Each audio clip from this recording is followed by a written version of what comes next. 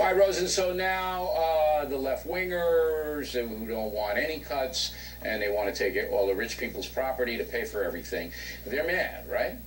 Well, a number of liberal groups, Bill, but not including Mrs. O'Reilly, to whom you just referred. We're talking about MoveOn.org, the AFL-CIO, the Progressive Change Campaign Committee, Democracy for America. They've all warned the White House on this. Ed mentioned that protest outside the gates of the White House. Some of these groups have actually vowed to launch primary campaigns against any Democrat who votes to approve the president's proposed use of the chained CPI. The president... Let's be honest about this for a minute. We're always honest here on a factor. That's an expression I'm using. I want to focus it a little bit more. I'll give you more than a minute of honesty. Please go. My mother, Mrs. O'Reilly, without her son Bill, who helps her out big time, needs that Social Security bump. If I wasn't here, she would need it, all right, to keep paying her property taxes, which are exorbitant in Nassau County, to stay in the home. She's 90. If the president's going to take Mrs. O'Reilly and everybody else, seniors who don't have any money, away, then those left-wing groups may have a point, Rosen. What? Where did that come from?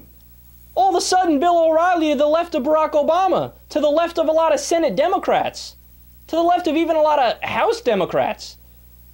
God, man, look, I said it once, I'll say it again.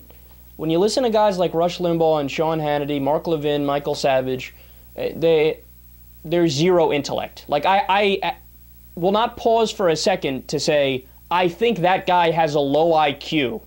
I think he's an idiot, right?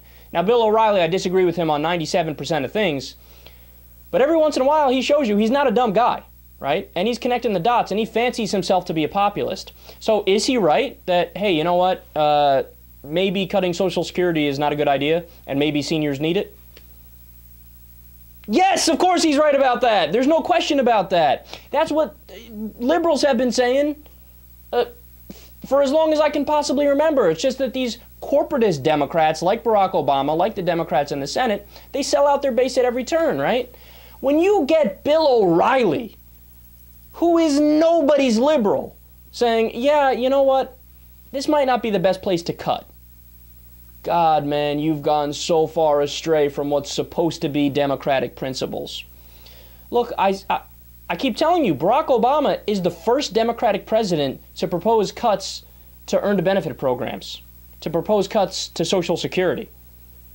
Why? Because it's a third rail in politics. It's a sacred cow. Because they poll tremendously popular. I think it's, what was it, 62% in the last poll of Americans that said, keep your hands off of the earned benefit programs. What are you, crazy? We don't want you cutting that, right?